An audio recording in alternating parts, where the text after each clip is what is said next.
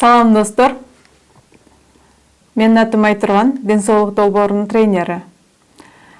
Мен бүгүн сиздер менен үй бүлөдө жубайыңызга, балдарыңызга болгон мамилени жакшыртуу максатында жана бекемдөө максатында бир куралдар жөнүндө айтып бергим келет.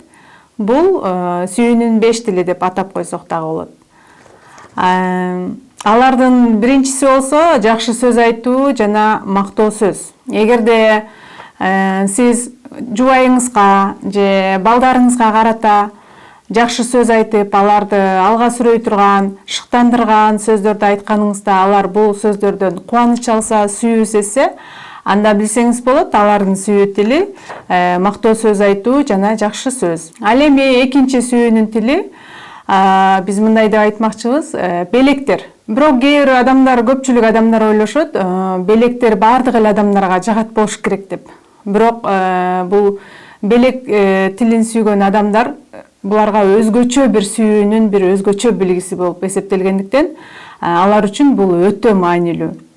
Эгерде байкап көрсөңүз, үй бүлөңүздөгү балдарыңыз же жубайыңыз сырттан кичинекей эле гүл терип келип берип жатса, анда сиз билсеңиз болот, алардын сүйүү тили белек берүү. Үчүнчү сүйүү тили болсо, бул жардам берүү.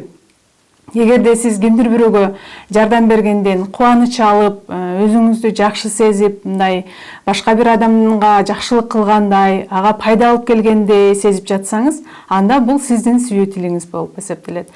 Эгерде балаңыздын сүйүү тили жардам берүү болсо, ал үчүн ага жаккан бир нерсени жасап бериңиз, же болбосо бузулган нерсесин оңдоп бериңиз. Төртүнчүсү болсо, бул кол тийгизип эркелетүү же кучактоо.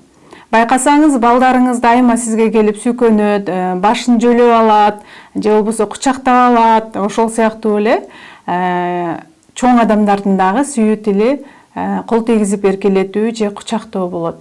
Ал акырын жубайыңыздын ээнине колуңузду коюп, же белинен кучактап коюп, бул дагы чоң адамдардын сүйүү тили болгондуктан, алар өзүн сүйүктүү сезишет. Бул кол тийгизип эркелетүү жана кучактоо болуп эсептелет. Бешинчиси болсо убакыт өткөрүү. Убакыт өткөрүүнү көп адамдар ойлошот. Жөн эле сени менен чогуу басып койсом, же чогуу отуруп кино көрүп койсом, тамак жеп койсом, ошол убакыт өткөрүү деп. Убакыт өткөрүүнүн дагы сапаттуу убакыт өткөрүү деп айтабыз. Бул кандайча болот? Бул ошол сиз чогуу убакыт, сапаттуу убакыт өткөрүп аткан адамыңыз менен кошо көзүнө карап, көңүл коюп, аны менен жан дүйнөнүн деңгээлинде сүйлөшүү жана баарлашууну сапаттуу убакыт өткөрүү деп айтабыз. Мен ошол сүйүүнүн 5 тили жөнүндө айтып өттүм жогоруда. Ошол ар бирөөнү атап өтсөм, жакшы сөз айтуу, мактоо сөз айтуу, белектер, жардам берүү жана кол тийгизип эркелетүү, сапаттуу убакыт өткөзүү бул үй бүлөдөгү ар бир адамдын сүйүү тили бар нерсе.